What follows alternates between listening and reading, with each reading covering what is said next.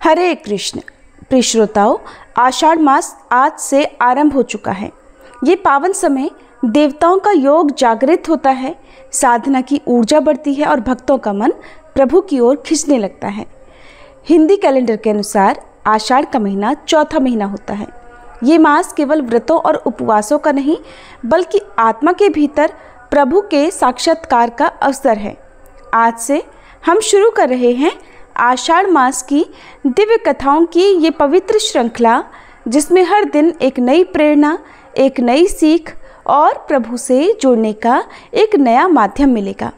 इस शुभ प्रारंभ पर हम सब के लिए मंगल कामना करते हैं।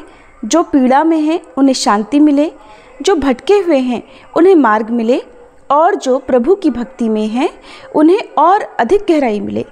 और भगवान श्री कृष्ण से विनती है, हे प्रभु, हे श्री कृष्ण, हर मन में सच्ची भक्ति का दीप जले, हर घर में प्रेम, करुणा और सुख पले। तो चलिए इस आध्यात्मिक यात्रा की पहली कथा सुनते हैं पूरे मन और श्रद्धा से। और हाँ, वीडियो को लाइक करके इस पुण्य कार्य में आप सभी अपना योगदान भी जरूर दीजिएगा। सबसे पहले जानते हैं आषाढ़ मास के महत्व के बारे में। साल 2025 में आषाढ़ का महीना 12 जून दिन गुरुवार से प्रारंभ होगा और समाप्त होगा 10 जुलाई दिन गुरुवार को, गुरु पूर्णिमा के दिन। आषाढ़ के महीने में देवशयनी एकादशी का व्रत किया जाता है। धार्मिक मान्यताओं के अनुसार देवशयनी एकादशी से भगवान विष्णु क्षीर सागर में शयन करने के लिए जाते हैं और इसी एकादशी से शुरुआत होती है चातुर्मास की। चातुर्मास में शुभ और मांगलिक काम नहीं किए जाते हैं। इस माह में बहुत सारे व्रत और पर्व हैं जो बहुत उत्साह के साथ मनाते हैं। ये व्रत और त्योहार कौन कौन से हैं, कब कब मनाए जाएंगे, इस बारे में आगे जानने से पहले जानते हैं आषाढ़ के महीने में क्या करना चाहिए और क्या नहीं करना चाहिए। इस पवित्र मास में भगवान शिव, भगवान विष्णु, माँ लक्ष्मी जी और सूर्य देव की पूजा की जाती है। साथ ही इस माह में भगवान जगन्नाथ की पूजा का भी महत्व है। इस महीने में हर दिन ब्रह्म मुहूर्त में उठकर स्नान आदि से निवृत्त होने के बाद सूर्य देवता को जल अर्पण करें, तुलसी जी की पूजा करें और मंत्र और जाप करें। ओम नमो भगवते वासुदेवाय, ओम नमः शिवाय, ओम राम दूताय नमः, ओम क्रीं कृष्णाय नमः और ओम राम रामाय नमः। इन मंत्रों का जाप विशेष लाभदायी होता है। आषाढ़ मास में दान, यज्ञ, व्रत, देव पूजा, पितृ पूजा करने से भाग्य का साथ मिलता है और सभी सुखों की प्राप्ति होती है। निर्धन और ज़रूरतमंद लोगों की जितनी हो सके सहायता करनी चाहिए। धन, कपड़ा, छाता, जल, अनाज आदि का दान करना चाहिए। इस मास में तीर्थ यात्रा करने का विशेष महत्व है। ऐसा करने से शारीरिक और आध्यात्मिक लाभ मिलता है। साथ ही इस महीने में सौंफ, हींग और नींबू का सेवन करने से शरीर स्वस्थ रहता है। क्या ना करें तो इस महीने में आप बैगन, मसूर की दाल, गोभी, लहसुन, प्याज, मांस, मछली, मदिरा या अन्य नशीले पदार्थों से दूर रहें। यहाँ तक कि इस महीने में पत्तेदार सब्जियों का भी सेवन नहीं करना चाहिए। ज़्यादा तली भुनी चीज़ों से बचना चाहिए। क्रोध, अहंकार आदि से दूर रहना चाहिए। किसी का अपमान न करें, अपशब्द ना बोलें और अगर कोई घर पर आ जाए तो उस व्यक्ति को खाली हाथ ना लौटाएं। हर महीने की शुरुआत संकष्टी चतुर्थी व्रत से होती है और इस बार 14 जून शनिवार को आषाढ़ मास का पहला व्रत रहेगा, जो कि कृष्ण पक्ष की संकष्टी चतुर्थी रहेगी। इसके बाद 15 जून रविवार को मिथुन संक्रांति, 18 जून बुधवार को कालाष्टमी, 21 जून शनिवार को आषाढ़ कृष्ण पक्ष की योगिनी एकादशी रहेगी। इस बार एकादशी का व्रत 2 दिन रहेगा। 22 जून रविवार को वैष्णव योगिनी एकादशी रहेगी।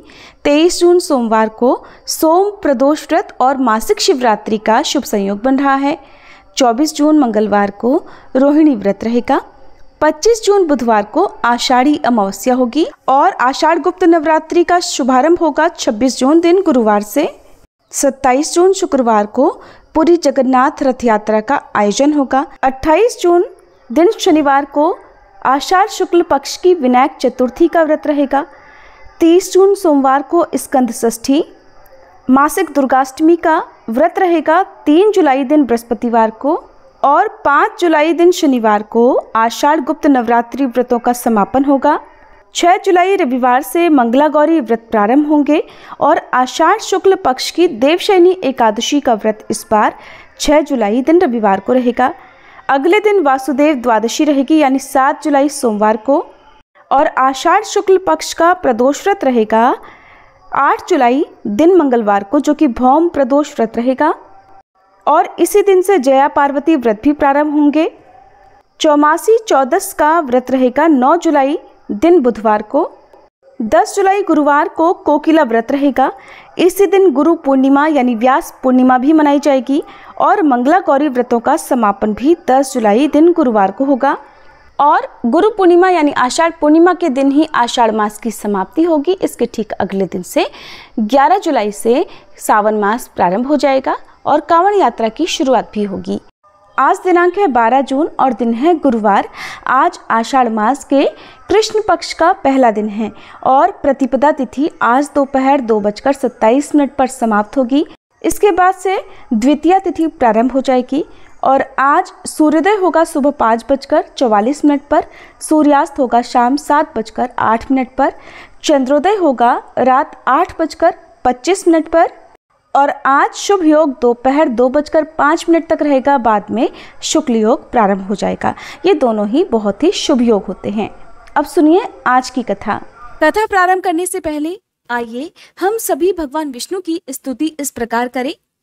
प्रत्येक कल्प और अनुकल्प में विस्तार पूर्वक रचा हुआ ये समस्त मायामय जगत जिनसे प्रकट होता, जिनमें स्थित रहता और अंत काल में जिनके भीतर पुनः लीन हो जाता है, जो इस दृश्य प्रपंच से सर्वथा पृथक हैं, जिनका ध्यान करके मुनिजन सनातन मोक्ष पद प्राप्त कर लेते हैं, उन नित्य निर्मल निश्चल तथा व्यापक भगवान पुरुषोत्तम को मैं प्रणाम करती हूँ, जो शुद्ध आकाश के समान निर्लेप नित्यानंदमय सदा प्रसन्न निर्मल सबके आधार सबके स्वामी निर्गुण व्यक्त और अव्यक्त से परे प्रपंच से रहित एकमात्र ध्यान में ही अनुभव करने योग्य तथा व्यापक है।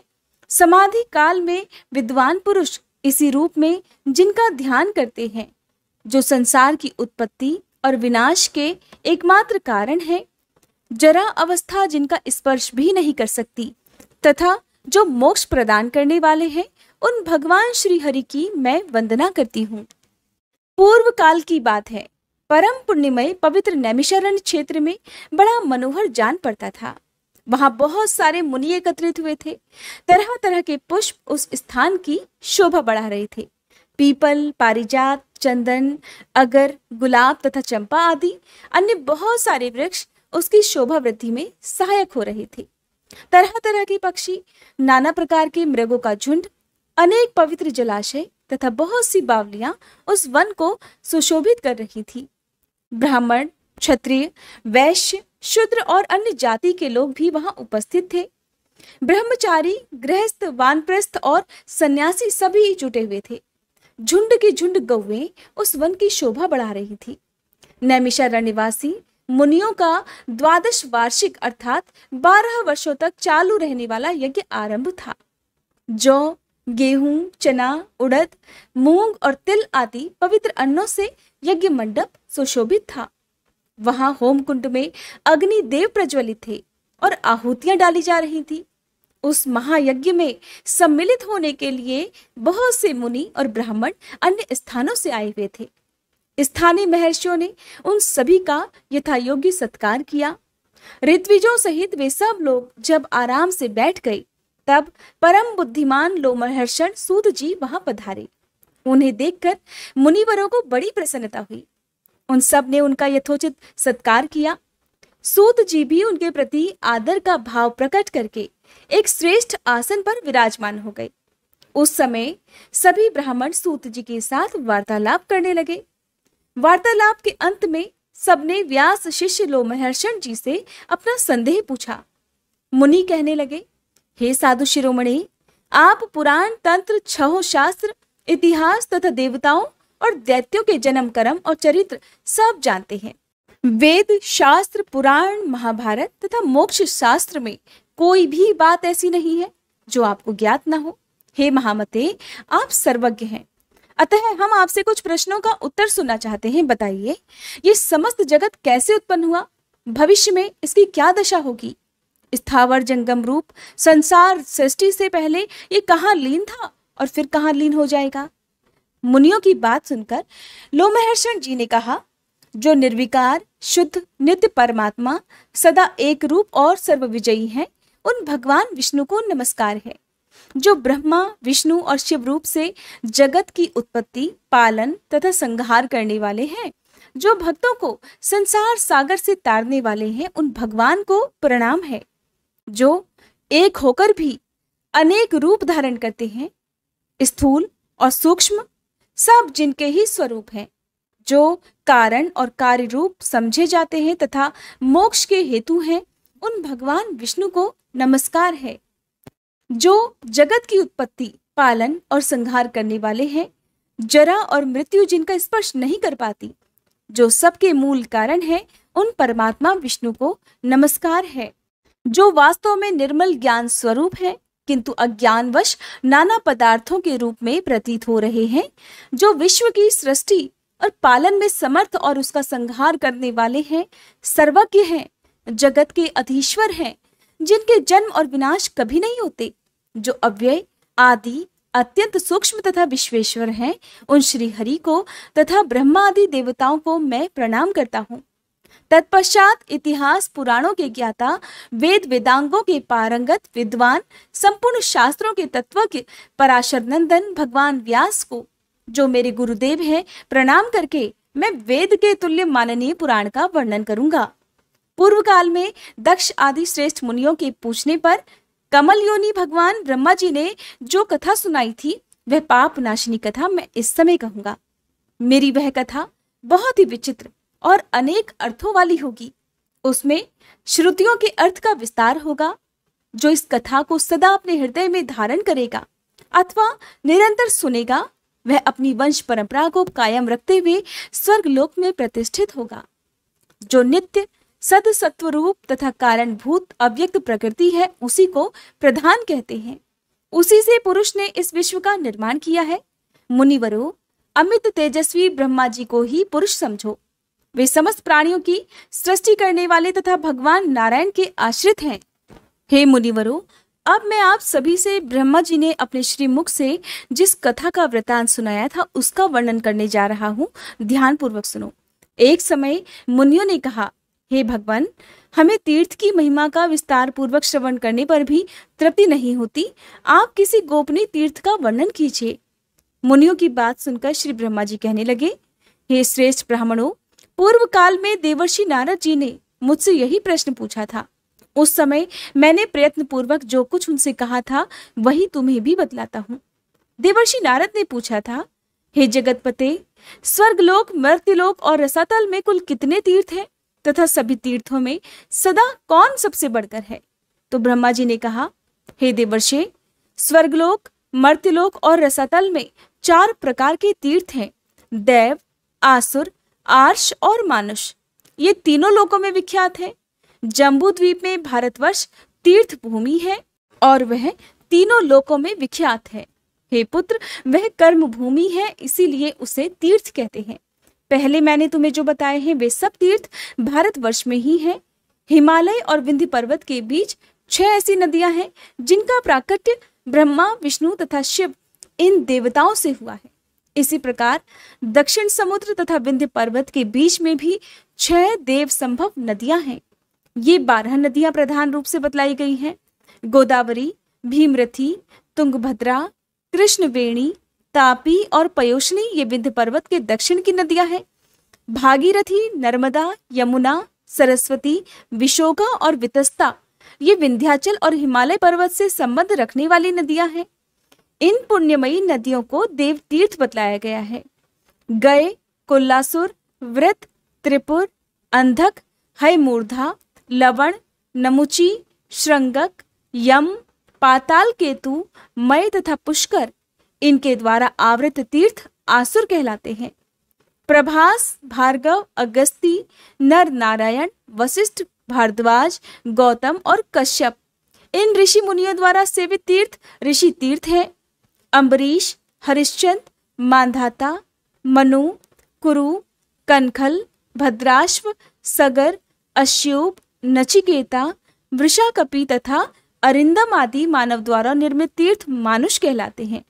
ये सब यश तथा उत्तम फल की सिद्धि के लिए निर्मित हुए हैं। तीनों लोकों में कहीं भी जो स्वतः प्रकट हुए देव तीर्थ हैं, उन्हें पुण्य तीर्थ कहा गया है। इसी प्रकार मैंने तीर्थ भेद बतलाए हैं। महादैत्य राजा बलि देवताओं के अजय शत्रु हुए। उन्होंने धर्म, यश, प्रजापालन, गुरु भक्ति, सत्य भाषण, बल, पराक्रम, त्याग और क्षमा के द्वारा वह सम्मान प्राप्त किया जिसकी तीनों लोकों में कहीं कोई तुलना नहीं है। उनकी बढ़ती हुई समृद्धि को देखकर देवताओं को बड़ी चिंता हुई। वे आपस में सलाह करने लगे कि हम बलि को कैसे जीतें। राजा बलि के शासनकाल में तीनों लोग निष्कंटक थे। कहीं पर आदि व्याधि अथवा शत्रुओं की कोई बाधा नहीं थी। अनावृष्टि और अधर्म का तो नाम भी नहीं था। स्वप्न में भी किसी को दुष्ट पुरुष का दर्शन नहीं होता था। देवताओं को उनकी उन्नति बाण की तरह चुभने लगी। बलि की कीर्ति रूपी तलवार से वे टुकड़े टुकड़े हुए जाते थे तथा उनके शासन रूपी शक्ति से देवताओं के समस्त अंग विदीर्ण हो रहे थे। अतः उन्हें कभी शांति नहीं मिलती थी। इस कारण देवता उनसे द्वेष करने लगे, उनके यश रूपी अग्नि से जलने लगे। अतः वे व्याकुल होकर भगवान विष्णु की शरण में गए। देवतागण भगवान विष्णु से कहने लगे, हे शंख, चक्र और गदा धारण करने वाले जगन्नाथ, हम पीड़ित हैं, हमारी सत्ता छिन गई है। आप हमारी ही रक्षा के लिए अस्त्र शस्त्र धारण करते हैं। आप जैसे स्वामी के होते हुए हम पर ऐसा महान दुख आ पड़ा है प्रभु।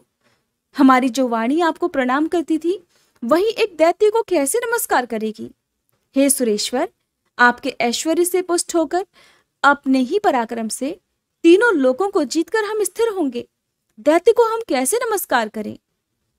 देवताओं का ये वचन सुनकर दैत्यों का संहार करने वाले भगवान ने देव कार्य की सिद्धि के लिए इस प्रकार कहा। श्री भगवान बोले, देवताओं, बलि मेरा भक्त है, उसे देवता और असुर कोई भी नहीं मार सकते। जैसे तुम लोग मेरे द्वारा पालन पोषण के योग्य हो, वैसे ही बलि भी है। मैं बिना युद्ध के ही स्वर्ग में बलि का राज्य छीन लूंगा और बलि को बांधकर तुम्हारा राज्य तुम्हें लौटा दूंगा। श्री ब्रह्मा जी कहते हैं, बहुत अच्छा कहकर देवता स्वर्गलोक को चले गए। इधर देवताओं के स्वामी भगवान विष्णु ने अदिति के गर्भ में प्रवेश किया। उनके जन्म के समय अनेक प्रकार के उत्सव होने लगे। यज्ञेश्वर यज्ञ पुरुष स्वयं ही वामन रूप में अवतीर्ण हुए। इसी समय बलवानों में श्रेष्ठ बलि ने अश्वमेध यज्ञ की दीक्षा ली। प्रधान प्रधान ऋषि तथा वेद वेदांगों के ज्ञाता पुरोहित शुक्राचार्य ने उस यज्ञ का आरंभ कराया। स्वयं शुक्र ही यज्ञ के आचार्य थे। उस यज्ञ में भविष्य का भाग लेने के लिए जब सभी देवता निकट आए, दान दो, भोजन करो, सबका सत्कार करो, पूर्ण हो गया, पूर्ण हो गया इत्यादि शब्द यज्ञ मंडप में गूंजने लगे। उसी समय विचित्र कुंडल धारण किए साम गाम करते हुए वामन जी धीरे धीरे यज्ञशाला में आए। आने पर वे यज्ञ की प्रशंसा करने लगे। शुक्राचार्य उन्हें देखते ही तुरंत समझ गए कि ये ब्राह्मण रूपधारी वामन देवता वास्तव में दैत्यों के विनाशक, यज्ञ और तपस्या के फल देने वाले और राक्षस कुल का संहार करने वाले साक्षात विष्णु हैं। बलवानों में श्रेष्ठ महातेजस्वी राजा बलि क्षत्रिय धर्म के अनुसार विजयी होकर भक्ति पूर्वक धन का दान करते हुए अपनी पत्नी के साथ यज्ञ की दीक्षा लेकर बैठे थे और भविष्य का हवन करते हुए यज्ञ पुरुष का ध्यान कर रहे थे। शुक्राचार्य जी ने वामन जी को पहचान कर तुरंत ही राजा बलि से कहा, हे राजन, ये जो बौने शरीर वाले ब्राह्मण तुम्हारे यज्ञ में आए हैं, ये वास्तव में ब्राह्मण नहीं, यज्ञ वाहन यज्ञेश्वर विष्णु है। प्रभु, इसमें तनिक भी संदेह नहीं कि ये देवताओं का हित करने के लिए बालक रूप धारण करके तुमसे कुछ याचना करने आए हैं। अतः पहले मुझसे सलाह लेकर पीछे इन्हें कुछ दान देना चाहिए। ये सुनकर शत्रु विजयी बलि ने अपने पुरोहित शुक्राचार्य से कहा, मैं धन्य हूं गुरुवर, जिसके घर पर साक्षात यज्ञेश्वर मूर्तिमान होकर पधारते और कुछ याचना करते हैं। अब इसमें सलाह लेने के योग्य कौन सी बात रह जाती है मुनिवर। ऐसा कहकर पत्नी और पुरोहित शुक्राचार्य के साथ राजा बलि उस स्थान पर आए जहां अदिति नंदन वामन जी विराजमान थे। राजा बलि ने हाथ जोड़कर पूछा, भगवान बताइए आप क्या चाहते हैं? तब वामन जी कहने लगे, महाराज केवल 3 पग भूमि दे दीजिए और किसी धन की मुझे आवश्यकता नहीं। बहुत अच्छा, ऐसा कहकर राजा बलि ने रत्न जटित कलश से जल लिया और वामन जी को भूमि संकल्प करके दे दी। सभी महर्षि और शुक्राचार्य चुपचाप देख रहे थे। वामन जी ने धीरे से कहा, राजन स्वस्ति, आप सदा सुखी रहें। मुझे मेरी नापी हुई 3 पग भूमि दे दीजिए। बलि ने तथास्तु कहकर जैसे ही वामन जी की ओर देखा, वे विराट रूप हो गए।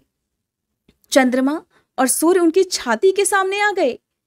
उन्हें इस रूप में देखकर स्त्री सहित दैत्यराज बलि ने विनय पूर्वक कहा, जगन्मय विष्णु, आप अपनी शक्ति भर पैर बढ़ाइए।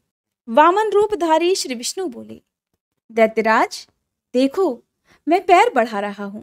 बलि ने देखकर कहा, बढ़ाइए, अवश्य बढ़ाइए। तब भगवान ने पृथ्वी के नीचे स्थित कच्छप की पीठ पर पैर रखकर पहला पग बलि के यज्ञ में रख दिया, किंतु उनका दूसरा पग ब्रह्मलोक तक जा पहुंचा। उस समय उन्होंने बलि से कहा, दैत्यराज 2 पग तो मैंने रख लिए, लेकिन मेरा तीसरा पग रखने के लिए स्थान तो बचा ही नहीं। कहाँ रखूं? स्थान दो। ये सुनकर बलि ने हंसते हुए कहा, हे जगन्मय देवेश्वर, आपने ही तो जगत की सृष्टि की है, मैं तो इसका सृष्टा नहीं हूं। यदि ये छोटा सा या थोड़ा हो गया हो तो इसमें आपका ही दोष है, मैं क्या करूं? केशव, फिर भी मैं कभी असत्य नहीं बोलता, अतः मेरे सत्य की रक्षा करते हुए आप अपना तीसरा पग मेरी पीठ पर ही रख दीजिए। बलि का ये वचन सुनकर वेद त्रयी रूप देव पूजित भगवान प्रसन्न होकर बोले, दैत्यराज मैं तुम्हारी भक्ति से अत्यंत प्रसन्न हूं, तुम्हारा कल्याण हो, वत्स कोई वर मांगो। तब बलि ने जगत के स्वामी भगवान त्रिविक्रम से कहा, हे प्रभु, अब मैं आपसे याचना नहीं करूंगा, अब आप खुद ही अपनी इच्छा से मुझे जो कुछ देना चाहते हैं वो दे दीजिए। तब भगवान ने स्वयं ही प्रसन्न होकर उन्हें मनोवांछित वर दिया। वर्तमान समय में रसातल का राज्य, भविष्य में इंद्रपद, स्वतंत्रता तथा अविनाशी यज्ञ आदि प्रदान कर दिए। इस प्रकार दैत्यराज बलि को ये सब कुछ देकर भगवान ने उन्हें पुत्र और पत्नी सहित रसातल में भेज दिया और इंद्र को देवताओं का राज्य अर्पित कर दिया। इसी बीच में उनका जो दूसरा पग मेरे लोक में पहुंचा था मुनिवर, उसे देखकर मैंने सोचा, ये मेरे जन्मदाता भगवान विष्णु का चरण है जो सौभाग्यवश मेरे घर पर आ पहुंचा है। इनके लिए मैं क्या करूं जिससे मेरा कल्याण हो सके? मेरे पास जो यह श्रेष्ठ कमंडल है, इसमें भगवान शंकर का दिया हुआ पवित्र जल है। ये जल उत्तम, वरदायक, शांतिकारक, शुभद, भोग और मोक्ष का दाता, विश्व के लिए मात्र रूप, अमृतमय, पवित्र औषध, पावन, पूज्य, ज्येष्ठ, श्रेष्ठ, गुणमय तथा स्मरण मात्र से लोगों को पवित्र करने वाला है। ये जल मैं अपने पिता को अर्घ्य रूप से अर्पित करूंगा। ये सोचकर मैंने वह जल भगवान के चरणों में अर्घ्य रूप से चढ़ा दिया। वह मंत्र युक्त अर्घ्य जल भगवान विष्णु के चरणों में गिरकर मेरु पर्वत पर पड़ा और 4 भागों में बंटकर पूर्व, दक्षिण, पश्चिम तथा उत्तर दिशा में पृथ्वी पर जा पहुंचा। दक्षिण में गिरे हुए जल को भगवान शंकर ने जटाओं में रख लिया। पश्चिम में जो जल गिरा वह फिर कमंडल में ही चला आया। उत्तर में गिरे हुए जल को भगवान विष्णु ने ग्रहण किया तथा पूर्व में जो जल गिरा उसे देवताओं, पितरों और लोकपालों ने ग्रहण कर लिया। अतः वह जल अत्यंत श्रेष्ठ कहा जाता है। भगवान विष्णु के चरणों से निकलकर दक्षिण दिशा में गया हुआ जल जो भगवान शंकर की जटा में स्थित हुआ, पर्व के समय शुभोदय करने वाला है। उसके प्रभाव का स्मरण करने से समस्त अभिलषित वस्तुओं की प्राप्ति हो जाती है। इसके बाद मुनिवरों ने श्री ब्रह्मा जी से भगवान शंकर की जटा में जो दिव्य जल आकर स्थित हुआ उसके बारे में जानना चाहा, जिसका वृतांत आप आने वाले अध्याय में सुनेगा।